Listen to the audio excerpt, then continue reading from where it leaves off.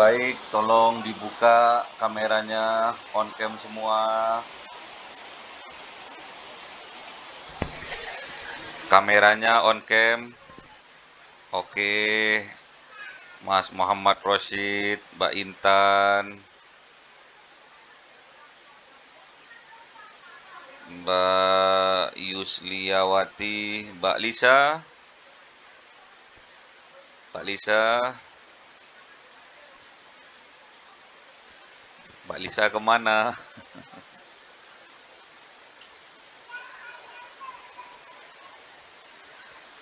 Oke, baik, kita mulai. Assalamualaikum warahmatullahi wabarakatuh. Waalaikumsalam warahmatullahi wabarakatuh. Alhamdulillahirabbil alamin wassalatu wassalamu ala asrofil anbiya'i wal mursalin sayyidina wa maulana Muhammadin wa ala alihi wa sahbihi ajma'in amma ba'du. Raditu billahi rabba wa bil islami dina wa bi Muhammadin nabiyya wa rasula rabbi zidni ilma warzuqni fahma. Baik anak-anakku, adik-adikku semua, kita masuk kepada pertemuan yang kedua. Tugasnya kemarin adalah merangkum 8 tokoh dari ekonomi Islam. Jangan tegang ya. Kita akan mengevaluasi sebatas mana pengetahuan kalian tentang ekonomi Islam dimulai dari tokoh-tokohnya ya. Mulai dari yang klasik hingga kontemporer yang terbaru. Nggak usah tegang, kalau tegang nanti nggak masuk-masuk. Kebalik ya.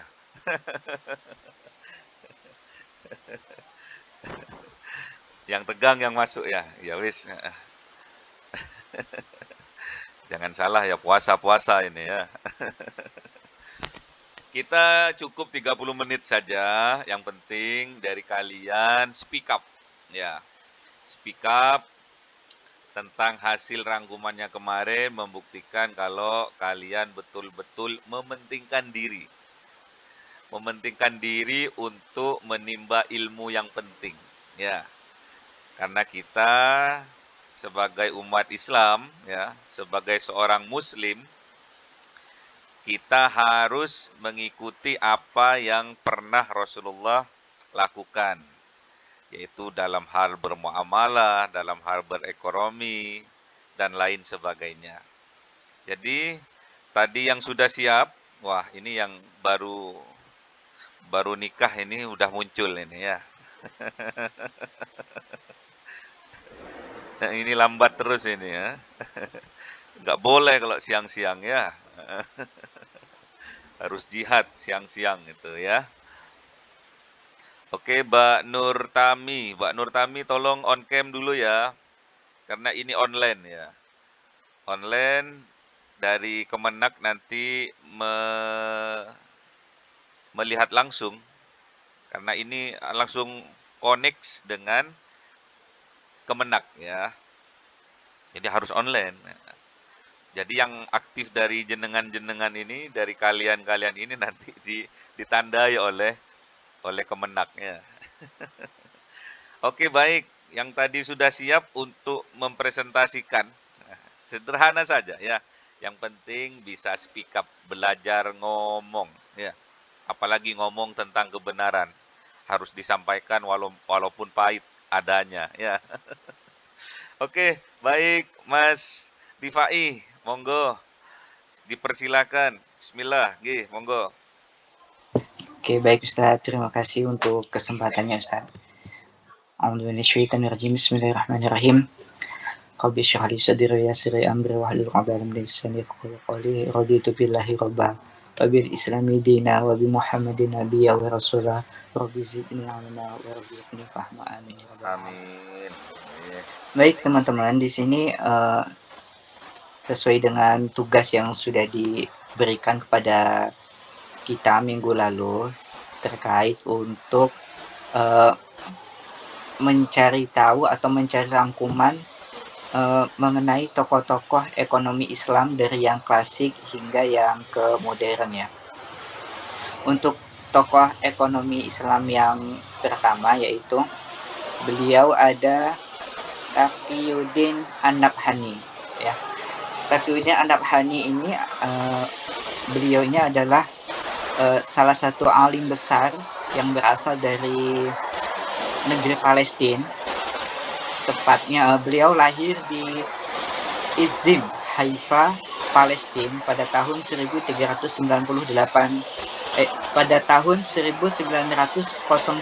Masehi. Kemudian beliau wafat di kota Beirut atau Kuwait pada tahun 1977 Masehi. Atau pada waktu itu juga pada tepatnya 9 Muharram 1398 Hijriah. Beliau ini merupakan alumni dari Al-Azhar. Beliau ini selain alim besar juga merupakan cucu dari seorang sufi besar di Palestina yang bernama Syekh Yusuf An-Nabhani. Nah, gagasan beliau tentang ekonomi Islam ini adalah diantaranya beliau menekankan bahwa ekonomi Islam harus berdasarkan syariah secara menyeluruh dengan sistem yang berbeda dengan kapitalisme dan sosialisme. Dan berikut ini adalah gagasan-gagasan beliau. Yang pertama yaitu hakikat ekonomi Islam.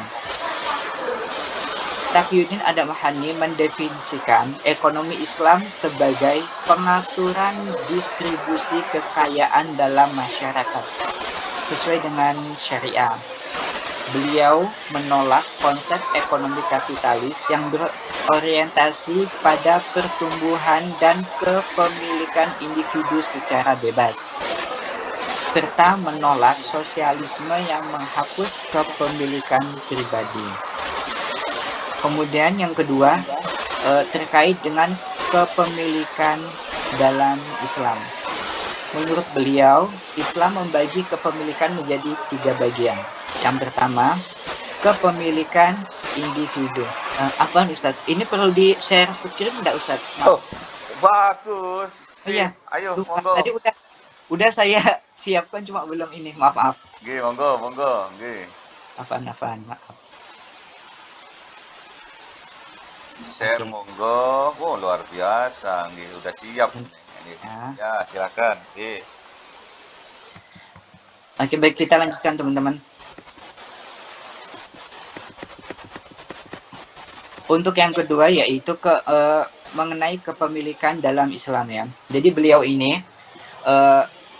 Taqiyuddin An-Nabhani ini berprinsip bahwa kepemilikan dalam Islam itu dibagi menjadi 3 ya. Yang pertama yaitu kepemilikan individu. Di sini yang dimaksud dengan pemilikan individu menurut beliau adalah seseorang berhak memiliki harta dari usaha yang halal, tetapi harus sesuai dengan aturan syariah. Kemudian untuk kepemilikan kedua yaitu kepemilikan umum. Sumber daya alam seperti air, energi, dan tambang besar harus dikelola oleh negara untuk kepentingan masyarakat. Kemudian kepemilikan yang ketiga yaitu kepemilikan negara. Di sini dimaksudkan bahwa kepemilikan negara itu harta yang dikelola oleh negara seperti pajak dan apa namanya itu kok bahasa sekarang ya, restribusi ya Ustadz kok nggak salah. Iya, seperti itu yang digunakan untuk kepentingan umat juga. Nah, jadi dalam 3 kepemilikan harta menurut Taqiyuddin An-Nabhani ini, semuanya baik itu kepemilikan individu, kepemilikan umum ataupun kepemilikan negara, semua harus diatur dan dikelola secara syariah dan untuk kepentingan umat. An-Nabhani juga menegaskan bahwa dalam Islam sumber daya utama tidak boleh dikuasai oleh swasta, berbeda dengan kapitalis. Kemudian untuk yang ketiga yaitu sistem distribusi kekayaannya. Taqiyuddin An-Nabhani menilai bahwa ketimpangan ekonomi terjadi karena distribusi kekayaan yang tidak adil, bukan karena kurangnya produksi. Kemudian yang kedua yaitu Islam mengatur distribusi kekayaan melalui zakat, warisan, larangan riba, dan juga larangan penimbunan harta.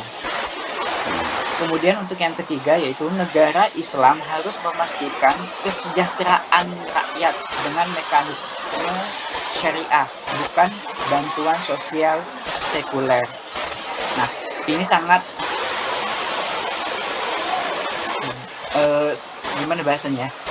Bukan berbeda jauh sih. Sebenarnya ini yang terjadi di negara kita akhir-akhir ini yang menghebohkan, bahkan menghebohkan dunia dengan top skor korupsi terbesar sepanjang sejarah Indonesia. Ini sepertinya Indonesia, negara kita emang perlu untuk lebih meningkatkan lagi untuk sistem kepemilikan harta dan juga distribusi kekayaan tersebut. Mengingat dari prinsip ekonomi Islam tentang kepemilikan individu, kepemilikan umum, kepemilikan negara juga. Hal ini sepertinya masih banyak yang belum terrealisasi dengan secara benar menurut konsep syariah. Karena beberapa kepemilikan umum dan kepemilikan negara masih banyak yang disalahgunakan. Termasuk juga dalam sistem pendistribusi kekayaannya. Masih banyak yang ditimbun dan digunakan untuk kepentingan pribadi mereka-mereka yang kurang bertanggung jawab. Kemudian untuk larangan riba dan kapitalisme. Taqiyuddin An-Nabhani ini menolak riba atau bunga bank karena merupakan eksploitasi dan menimbulkan kesenjangan ekonomi. Alasan yang kedua, ia menegaskan bahwa ekonomi Islam bukan kapitalisme Islam, yaitu sistem yang tetap berbasis kapitalis tetapi diberi label syariah. Kemudian alasan yang ketiga yaitu perbankan Islam yang masih meniru sistem konvensional dianggap tidak sesuai dengan syariah menurut pemandangan beliau. Jadi memang beberapa yang terjadi saat ini juga di negara kita Indonesia ini masih ada beberapa lembaga keuangan seperti perbankan yang membawa embel-embel bank syariah, tetapi mereka dalam sistem pengelolaannya, pembagian hasil usahanya, kemudian dengan misalkan untuk seperti pinjaman, kemudian bunga dari pinjaman itu, semuanya itu ada beberapa bank yang masih belum sepenuhnya menerapkan sistem syariah, walaupun dalam statusnya mereka adalah bank syariah. Kemudian untuk yang gagasan yang kelima yaitu ada peran negara dalam ekonomi Islam. Jadi negara dalam sistem Islam atau khilafah yang harus berperan aktif dalam mengatur ekonomi dengan hukum syariah.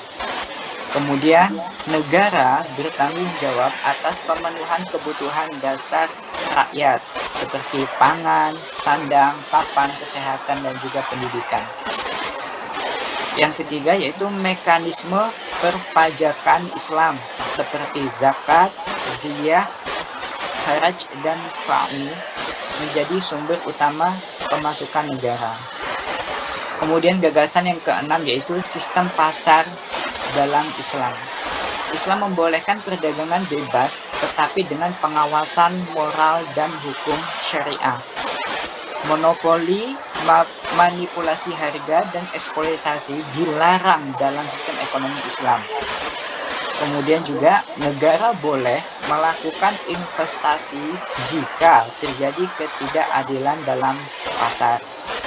Kemudian gagasan yang selanjutnya yaitu khilafah sebagai solusi ekonomi Islam. Nah, menurut beliau, Taqiyuddin An-Nabhani ini, ekonomi Islam hanya bisa berjalan dalam sistem khilafah yang menerapkan syariah secara kafah atau menyeluruh, atau memang menerapkan sistem syariah secara benar-benar. Kemudian untuk yang kedua yaitu sistem ekonomi Islam tidak bisa diterapkan dalam kerangka negara bangsa atau nation state yang masih menggunakan hukum sekuler. Karena hukum syariah dan hukum sekuler mereka banyak sekali pertentangan. Salah satunya juga dari yang atas tadi tentang kepemilikan kekayaan tersebut. Kemudian kesimpulannya untuk gagasan yang diberikan oleh beliau ini, Taqiyuddin An-Nabhani ini adalah pokok-pokok pemikiran Islam, pokok-pokok pemikiran ekonomi Islam menurut beliau menekankan bahwa ekonomi Islam bukan sekedar sistem keuangan syariah saja, tetapi sistem hukum yang harus ditegakkan dalam khilafah Islamnya. Beliau juga mengkritik keras kapitalisme dan sosialisme, serta menegaskan bahwa solusi ekonomi Islam harus berbasis kepemilikan yang diatur oleh syariah, distribusi kekayaan yang adil, dan peran negara yang kuat dalam kesejahteraan rakyatnya. Oke, itu untuk gagasan dari Taqiyuddin An-Nabhani. Apa Ustaz, mau langsung dilanjut atau bagaimana? Lanjut. Hari ini untuk sampean. Ya. Kemudian untuk tokoh yang kedua yaitu ada Yusuf Qaradawi. Apa ini harusnya yang kedua, maaf. Yeah. Bukan. Okay. Dr. Yusuf Qaradawi atau yang nama lengkapnya yaitu Dr. Yusuf Al-Qaradawi atau yang lebih dikenal sebagai Yusuf Qaradawi. Dalam bahasa Indonesia kadang disebut Yusuf Qaradawi ya. Beliau ini adalah salah satu ulama kontemporer yang memiliki pemikiran mendalam tentang ekonomi Islam, terutama konsep ekonomi Robbaniyah atau ekonomi yang berbasis ketuhanan. Pokok-pokok gagasan ekonomi Robbaniyah yang digagas oleh Yusuf Qaradawi ini, yang pertama yaitu definisi ekonomi Robbaniyah. Ekonomi Robbaniyah adalah ekonomi yang berlandaskan pada aturan Allah, pada aturan roh kita, bukan sekedar sistem buatan manusia seperti kapitalisme dan sosialisme. Sistem ekonomi ini tidak hanya fokus pada material, tetapi juga pada nilai moral, keadilan, dan keberkahan dalam hartanya. Kemudian tujuan dari gagasan beliau ini adalah, tujuan dari gagasan ekonomi Robbaniyah ini adalah menyediakan kesejahteraan bagi seluruh umat manusia berdasarkan hukum Islam, mencegah ketimpangan ekonomi dengan sistem distribusi yang adil, menghilangkan eksploitasi dalam dan menjamin hak-hak ekonomi bagi individu serta masyarakatnya. Dengan prinsip yaitu ketauhidan, keadilan sosial, keseimbangan antara dunia dan akhirat, larangan riba, dan juga pemberdayaan ekonomi berbasis ziswah atau kepanjangan yaitu zakat, infak, sedekah, dan wakaf. Nah, untuk prinsip tauhid sendiri yaitu ya seperti yang diketahui lah, tauhid berarti kita beriman kepada Allah ya. Ekonomi harus berdasarkan pada keyakinan bahwa Allah adalah pemilik segala sesuatunya, termasuk kehidupan kita dan juga harta kekayaan yang kita miliki. Untuk prinsip yang kedua, keadilan sosial. Sistem ekonomi harus menghindari ketimpangan dengan mendistribusikan kekayaan secara adil. Kemudian untuk prinsip yang ketiga itu keseimbangan antara dunia dan akhirat. Aktivitas ekonomi bukan hanya untuk keuntungan duniawi saja, tetapi juga bernilai ibadah. Kemudian sama juga seperti prinsip dari Taqiyadun An-Nabhani tadi, ada larangan riba, khulul dan juga maisir terkait transaksi ekonomi yang harus bebas dari unsur riba, khulul dan juga maisir ya, perjudian. Kemudian untuk prinsip yang kelima yaitu pemberdayaan ekonomi yang berbasis zakat, infak, sedekah dan wakaf. Kemudian peran zakat dan wakaf dalam ekonomi Islam. Kenapa beliau ini Yusuf Qaradawi ini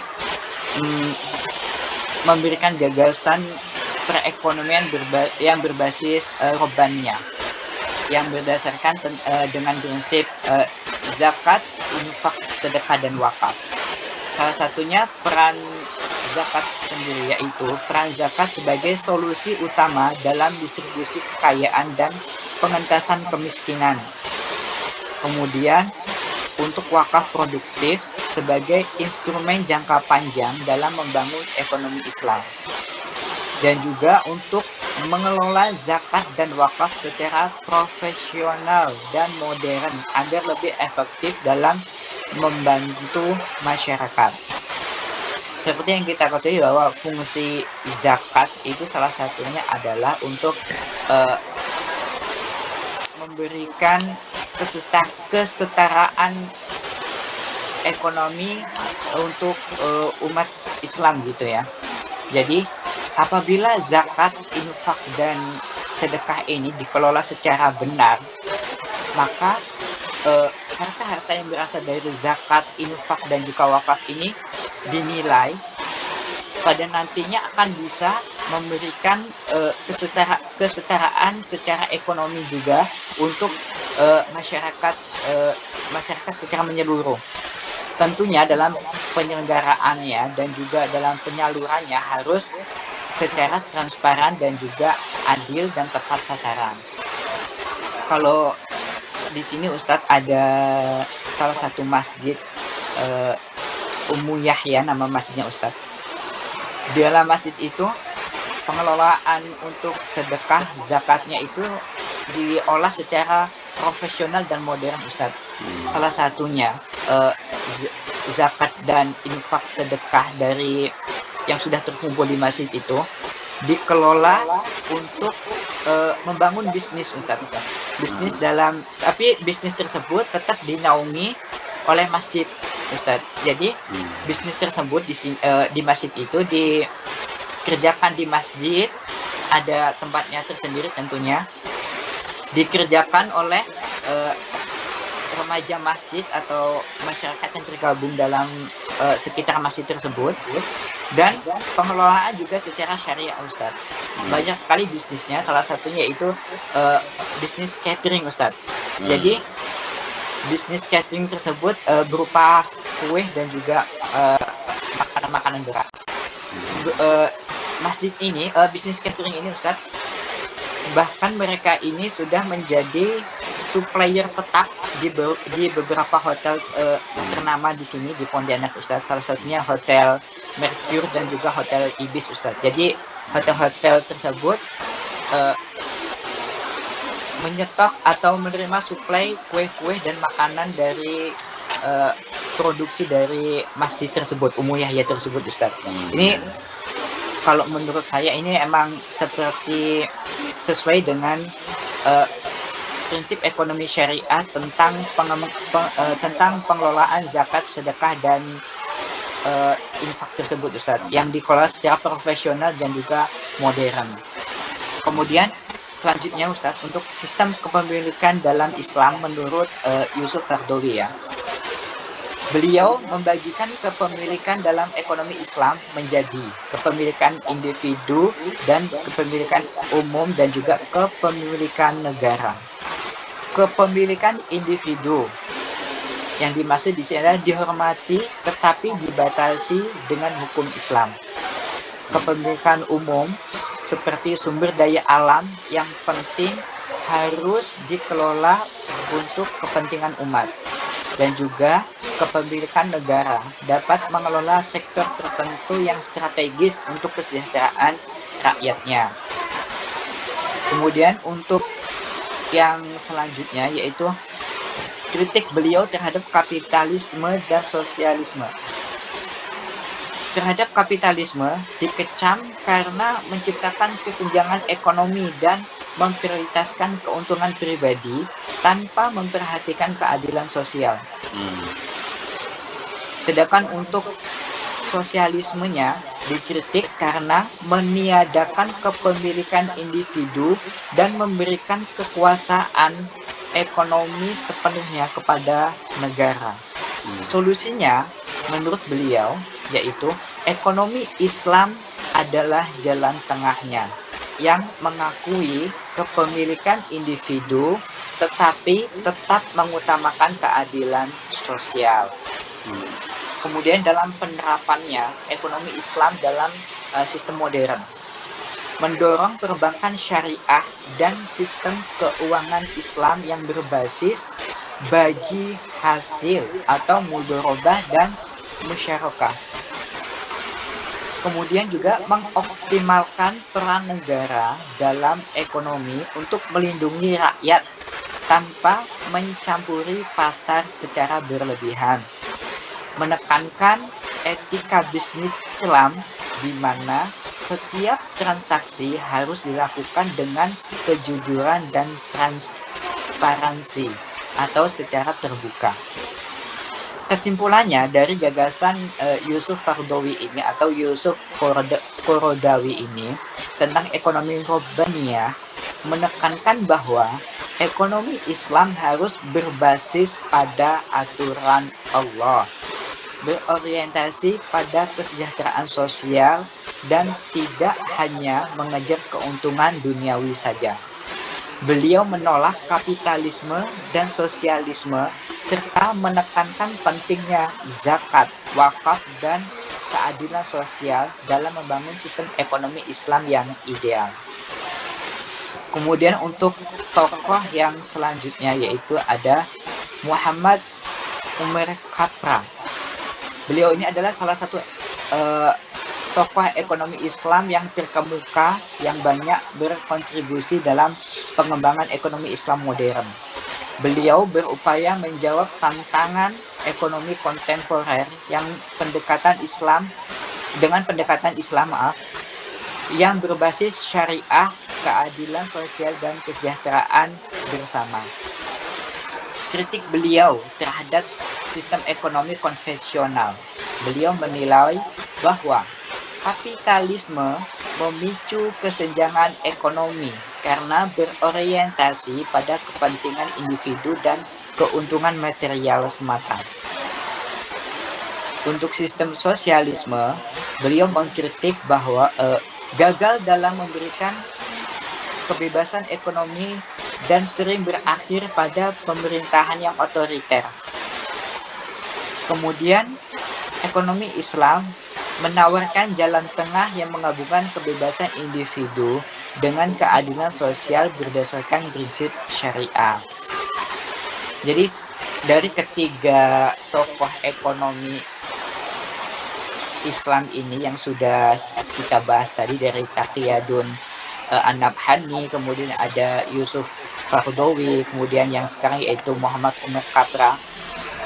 Dari ketiga tokoh ini semua menjelaskan atau mengkritik tentang sistem ekonomi kapitalisme dan sosialisme yang mengacu pada kepentingan individu semata dan juga keuntungan material untuk penguasa.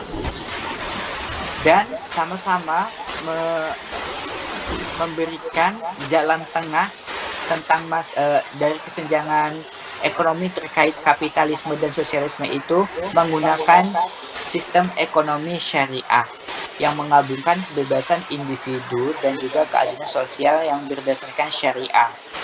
Nah, kemudian prinsip-prinsip pengembangan ekonomi Islam menurut Muhammad Umar Katra ini, beliau menekankan bahwa ekonomi Islam harus berlandaskan pada ajaran Islam secara menyeluruh, termasuk ketauhidan, keadilan sosial, dan juga keseimbangan antara material dan spiritual, larangan riba, pemberdayaan ekonomi masyarakat. Prinsip yang pertama yaitu ketauhidan dan kehidupan beretika. Setiap aktivitas ekonomi harus mencerminkan nilai Islam, termasuk kejujuran, transparansi, dan juga keadilan. Yang kedua, keadilan sosial dan distribusi kekayaan.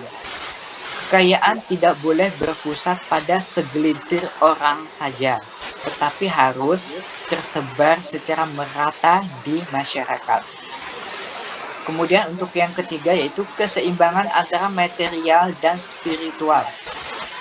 Perekonomian tidak hanya mengejar keuntungan semata, tetapi juga memperhatikan nilai-nilai moral dan juga keberkahannya. Kemudian untuk yang keempat yaitu larangan riba dan spekulasi. Sistem ekonomi Islam harus menghindari eksploitasi, termasuk riba dan juga spekulasi yang berlebihan. Kemudian untuk prinsip yang selanjutnya yaitu pemberdayaan ekonomi masyarakat. Negara dan individu harus aktif dalam menciptakan kesejahteraan bagi semua, bukan hanya bagi segelintir elit saja. Ya seperti yang kita ketahui dari ketiga tokoh ekonomi Islam yang sudah kita bahas tadi, semuanya prinsip ekonominya berbasis tentang ketauhidan. Lagi-lagi ketauhidan itu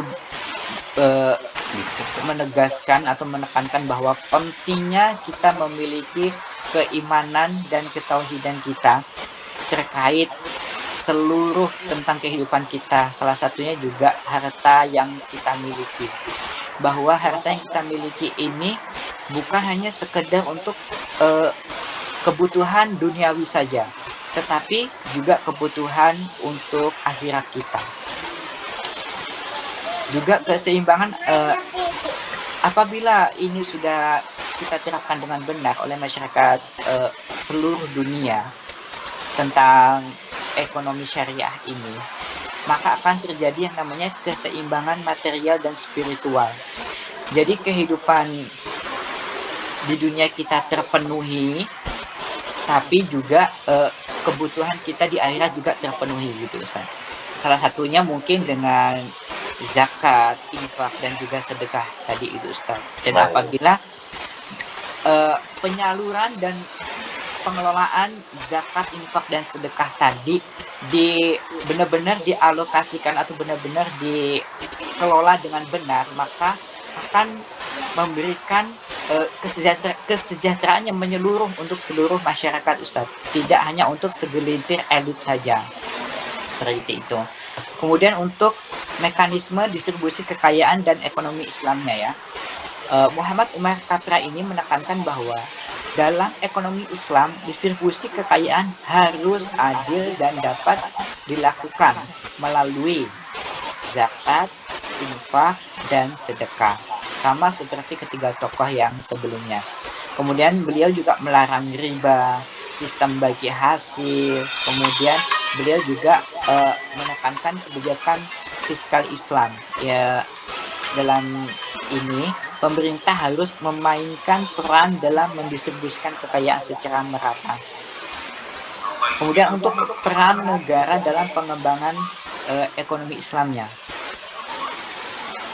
Katra tidak setuju dengan pasar bebas yang tidak terkendali, tetapi juga tidak menolak intervensi pemerintah yang berlebihan. Menurutnya, negara memiliki peran penting dalam mengatur ekonomi agar tetap sesuai dengan prinsip Islam dan juga mengurangi kemiskinan melalui kebijakan yang berbasis zakat dan pajak Islam. Kemudian juga membangun infrastruktur ekonomi yang mendukung pertumbuhan berbasis keadilan sosial. Model ekonominya bagaimana yang diterapkan oleh Muhammad Umar Katra ini? Tentunya melalui perbankan syariah yang benar-benar menerapkan sistem syariah, sistem pasar yang adil, tidak terjadi monopoli, manipulasi harga dan juga eksploitasi, dan juga pembangunan yang berbasis spiritual dan moral yang memberikan keberhasilan ekonomi tidak hanya diukur dari GDP aja. Apa GDP ini? Aku baru baca. Tetapi juga kesejahteraan masyarakat secara menyeluruh begitu Ustaz. Kesimpulannya, gagasan Muhammad Umar Katra ini menekankan bahwa ekonomi Islam bukan hanya sistem keuangan syariah saja, tetapi juga mencakup keadilan sosial, kesejahteraan masyarakat, dan juga etika dalam berbisnis. Beliau menawarkan model ekonomi Islam yang dapat menjadi alternatif bagi kapitalisme dan sosialisme dengan fokus pada pemberdayaan masyarakat, distribusi kekayaan yang adil, dan peran negara dalam menciptakan kesejahteraan masyarakat.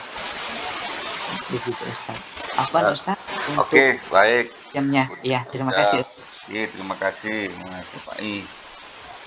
Jadi ini udah contoh yang bagus ya dari teman-temannya kalian ini yang bernama Mas Rifai ini.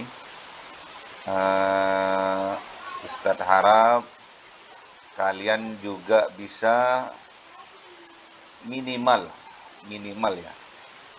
dirangkum ya.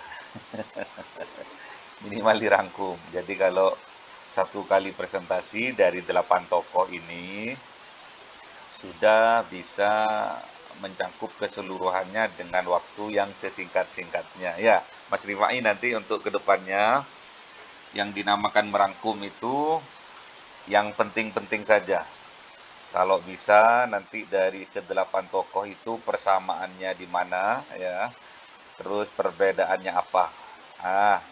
Itulah namanya berpikir kritis terhadap 8 tokoh yang ada. Ada yang bisa melanjutkan?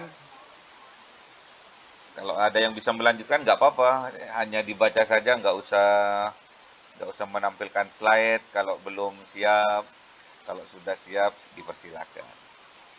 Siapa yang mau melanjutkan? Tokoh yang keempat, silakan Mbak Lisa.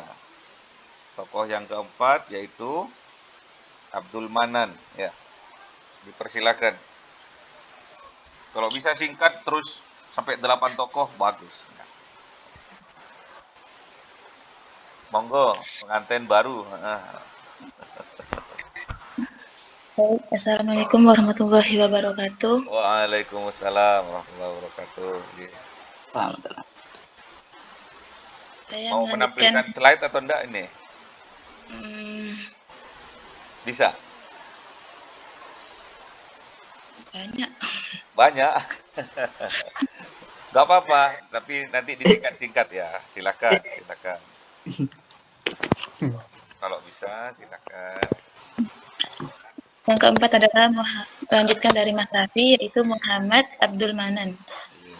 Asumsi dari Muhammad Abdul Manan diantaranya adalah Manan tidak meyakini teori Adam Smith yang menyebutkan harmony of interest dibentuk oleh mekanisme pasar.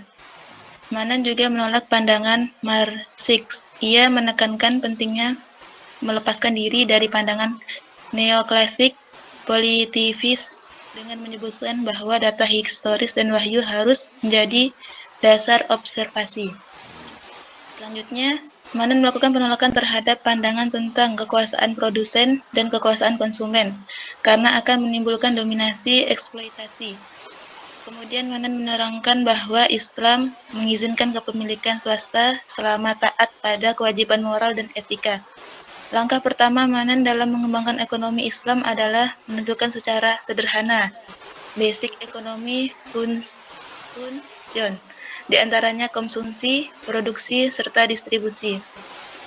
Kerangka institusional ekonomi Islam menurut Muhammad Manan adalah pertama perpaduan antara individu, masyarakat, dan negara. Kedua, mekanisme pasar dan peran negara. Ketiga, kepemilikan swasta yang bersifat relatif dan kondisional. Keempat, implementasi zakat. Kelima, pelarangan riba. Pandangan Manan mengenai produksi yaitu ia menekankan bahwa prinsip kesejahteraan ekonomi menjadi dasar dalam sistem kegiatan produksi. Kemudian ia juga berpendapat bahwa produksi berkaitan dengan utility atau pencapaian nilai guna. Barang atau jasa yang diproduksi harus sesuai aturan syariah, yaitu halal dan menguntungkan agar tercipta utility. Manan merumuskan faktor produksi ada 3, yaitu tenaga kerja, modal, dan organisasi. Manan juga kembali menekankan bahwa prinsip fundamental dalam proses produksi yang wajib diperhatikan adalah prinsip kesejahteraan ekonomi. Jika dilakukan perbandingan dengan kondisi perekonomian sekarang, maka konsep Manan masih sangat relevan apabila konsep tersebut diaplikasikan pada suatu negara. Namun untuk menunjang usaha mencapai kesejahteraan, investasi pemerintah harus ditingkatkan terkait dengan aktivitas perekonomian baik dalam aspek material maupun non-material. Selanjutnya itu adalah Mustaq Ahmad. Gagasan Mustaq Ahmad tentang etika bisnis Qur'ani. Mustaq Ahmad adalah salah satu pemikir ekonomi Islam yang menekankan pentingnya etika bisnis dalam Islam berdasarkan ajaran Al-Quran dan hadis. Ia berpendapat bahwa bisnis bukan hanya tentang mencari keuntungan, tetapi juga tentang menjalankan transaksi sesuai dengan prinsip moral dan keadilan dalam Islam.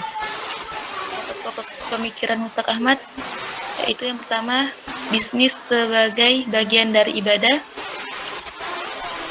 Dalam Islam berbisnis bukan hanya aktivitas ekonomi, tetapi juga bentuk pengabdian kepada Allah atau ibadah. Motivasi utama bisnis bukan hanya mencari keuntungan duniawi, tetapi juga mendapatkan keberkahan dan keridhaan Allah. Yang kedua adalah prinsip-prinsip etika bisnis dalam Quran. Menurut Mustaq Ahmad, bisnis dalam Islam harus berdasarkan prinsip-prinsip. Yang pertama jujur, tidak boleh bohong dalam transaksi. Yang kedua keadilan, amanah, larangan riba. Keuntungan dalam bisnis harus berasal dari aktivitas halal. Larangan goror, ketidakpastian, dan masyir, perjudian. Keseimbangan antara material dan spiritual. Bisnis tidak boleh hanya mengejar keuntungan finansial, tetapi juga harus memberi manfaat sosial dan spiritual. Yang ketiga, larangan dan etika bisnis Quran. Menipu dan dalam timbangan dan takaran Al-Quran melarang kecurangan dalam jual beli. Quran Surah Al-Mutaffifin 1-3. Manipulasi harga, Islam melarang praktik monopoli dan kartel yang merugikan masyarakat. Sumpah palsu dalam jual beli, Rasulullah mengancam orang bersumpah palsu untuk melariskan dagangannya. Menjual barang haram, bisnis harus menjauhi perdagangan barang yang diharamkan seperti alkohol, narkoba, dan produk riba. Yang keempat adalah tanggung jawab sosial dalam bisnis. Bisnis harus memperhatikan kesejahteraan masyarakat dan tidak hanya mengejar keuntungan pribadi. Perusahaan wajib mengeluarkan zakat dan terlibat dalam kegiatan sosial seperti wakaf dan sedekah. Bisnis yang baik harus memberikan manfaat bagi lingkungan dan masyarakat. Untuk kesimpulannya, gagasan Mustaq Ahmad tentang etika bisnis Qur'ani menekankan bahwa bisnis dalam Islam bukan hanya soal keuntungan, tetapi juga tentang moral, keadilan, dan keberkahan. Prinsip kejujuran, keadilan, dan tanggung jawab sosial menjadi pilar utama dalam menjalankan bisnis yang sesuai dengan ajaran Islam. Yang keenam ialah Didin Hafiduddin. Gagasan Didin Hafiduddin tentang pengembangan manajemen syariah. Profesor Dr. Didin Hafiduddin adalah salah satu pakar ekonomi Islam di Indonesia yang banyak berkontribusi dalam pengembangan manajemen syariah, khususnya dalam manajemen zakat keuangan Islam. Pemikiran menekan bahwa manajemen dalam Islam harus berlandaskan prinsip syariah, bukan hanya mengikuti pola bisnis konvensional. Yang pertama ialah definisi manajemen syariah. Menurut Didin, sebuah sistem pengelolaan yang didasarkan pada nilai-nilai Islam bertujuan untuk mencapai efektivitas dan efisien dalam berbagai aspek kehidupan, baik di bidang ekonomi, bisnis, keuangan, maupun sosial. Yang kedua yaitu prinsip-prinsip manajemen syariah. Didin mengembangkan konsep manajemen berbasis Islam dengan prinsip sebagai berikut. yaitu tauhid, keimanan pada Allah. Yang kedua, amanah tanggung jawab. Yang ketiga, ihsan, profesionalisme, dan kualitas terbaik. Kejujuran dan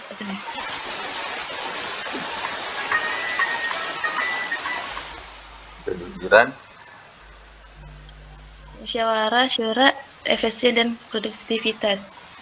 3. Aplikasi manajemen syariah dan pengolahan zakat dan keuangan Islam, yaitu langkah-langkah pengolahan zakat secara profesional, transparan, dan akuntabilitas, distribusi yang efektif, pemberdayaan mustahik, penguatan lembaga amil zakat.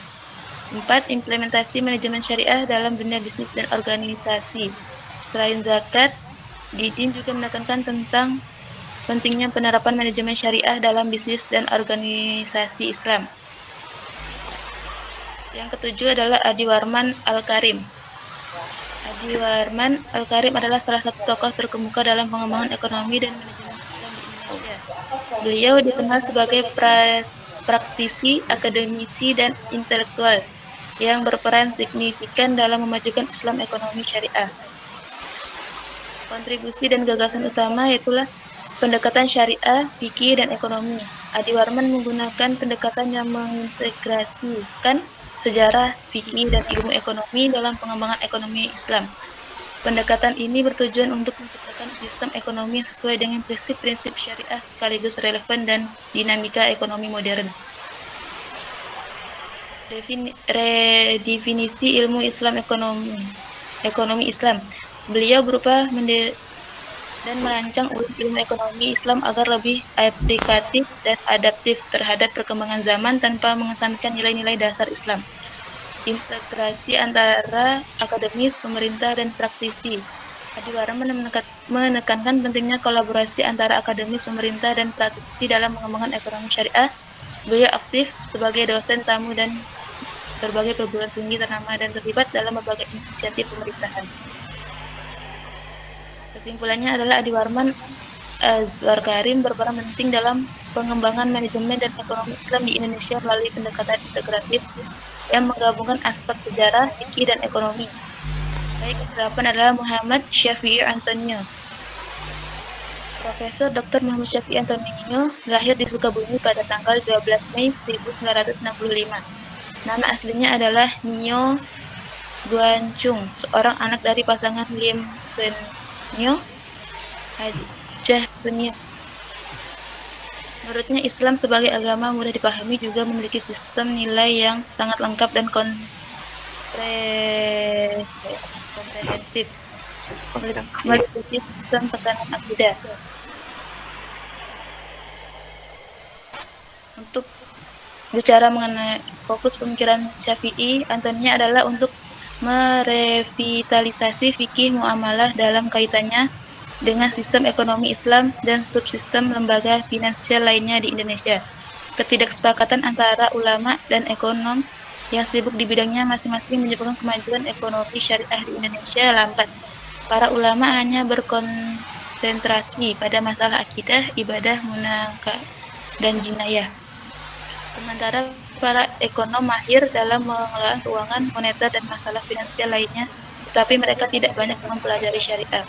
Berbicara mengenai bunga bank, Syafi'i Antonio menyebutkan sebagai sumber bahaya dan kejahatan, juga dapat menyengsarakan dan menghancurkan. Menurutnya, sistem perbankan berdasarkan syariah adalah alternatif sistem yang saling menguntungkan bagi masyarakat dan pihak bank, serta menonjolkan aspek keadilan dalam berinteraksi investasi yang beretika.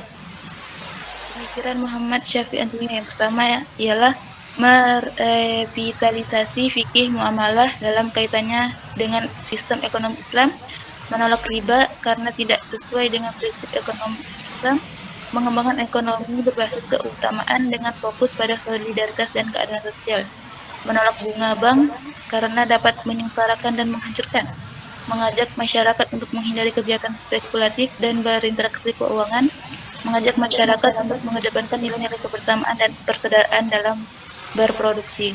Baik, terima kasih Ustaz. baik. Mas Rifai, tolong di mute dulu itu. Oke. Yang lain, Mbak siapa ini? Mbak Yusliawati, apakah sudah siap? Dua aja, dua tokoh aja. Pak Nurtami, apakah sudah siap? Dua tokoh. Pak Intan, Mbak Fariska, apakah sudah siap? Mas Saiful Bahri, nggak siap? Nggak ada yang siap berarti. Mas Saiful Bahri, ada orangnya.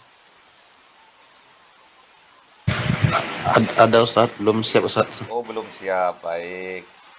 Mbak Nurtami, belum siap? Belum, Pak. Oh, belum. Mbak Intan, udah siap belum? Oke, Mbak Intan, silakan. Mau semuanya boleh, mau sebagian boleh. Ya, yang penting ngomong, belajar ngomong, belajar speak up. Ya, silakan, Mbak Intan. Oke. Untuk rangkuman tokoh pemikir ekonomi Islam, yang pertama yaitu Bapak Ahyuddin Nabhani. Beliau yaitu pemikir ekonomi Islam yang menekankan pentingnya penerapan ekonomi syariah dalam kebijakan negara. Beliau mengkaji sistem ekonomi Islam tidak hanya sebagai teori, tetapi juga dalam implementasi nyata. Fokus pemikiran beliau yaitu pada sistem ekonomi Islam berbasis syariah dalam kebijakan negara. Untuk kontribusinya yaitu mengkaji bagaimana ekonomi Islam dapat diterapkan dalam sistem ekonomi modern. Yang kedua yaitu menyoroti pentingnya kebijakan pemerintah dalam mendukung ekonomi berbasis syariah. Dan selanjutnya yaitu menekankan keseimbangan antara teori dan praktik dalam penerapan ekonomi Islam. Untuk tokoh yang kedua yaitu Yusuf Qaradawi. Beliau merupakan ulama besar yang banyak menulis tentang etika ekonomi Islam. Pemikirannya berfokus pada peran zakat sebagai instrumen utama dalam distribusi kekayaan dan kesejahteraan umat Islam. Untuk fokus pemikirannya yaitu etika ekonomi Islam dan peran zakat dalam pemerataan ekonomi. Dan untuk kontribusinya yaitu menulis banyak buku tentang ekonomi Islam, termasuk fikih zakat yang menjadi rujukan utama dalam kajian zakat. Yang kedua yaitu menekankan bahwa zakat bukan hanya kewajiban ibadah, tapi juga instrumen sosial ekonomi yang dapat mengatasi kemiskinan. Selanjutnya yaitu mengajukan konsep ekonomi Islam yang berbasis keadilan dan kesejahteraan sosial. Sudah cukup. Oke, baik, karena sudah waktunya sudah melebihi, adminnya udah dada-dada gini. Jadi diharap untuk pertemuan yang akan datang, diharap 15 menit sebelumnya sudah hadir ya. Jadi satu kali kesempatan lagi bagi kalian untuk dapat menyampaikan hasil rangkumannya ya. Ustadz ngasih kesempatan satu kali lagi untuk menyampaikan hasil dari rangkumannya ya. 8 tokoh, kalau sudah bisa nanti dirangkum lagi, kalau bisa perbedaan dan persamaannya ya. Kalau bisa besok Sabtu yang akan datang, perbedaan dari 8 tokoh itu apa, persamaannya apa, itu udah cukup. Yang penting jenengan kalian sudah bisa paham terhadap 8 tokoh ekonomi Islam ya. Baik, semoga pertemuan kali ini dicatat oleh Allah menjadi pertemuan yang barokah, manfaat ilmunya, sehingga menjadikan wasilah untuk kita di masa yang akan datang menjadi orang yang bermanfaat, orang yang sukses, orang yang kaya dan dermawan ya.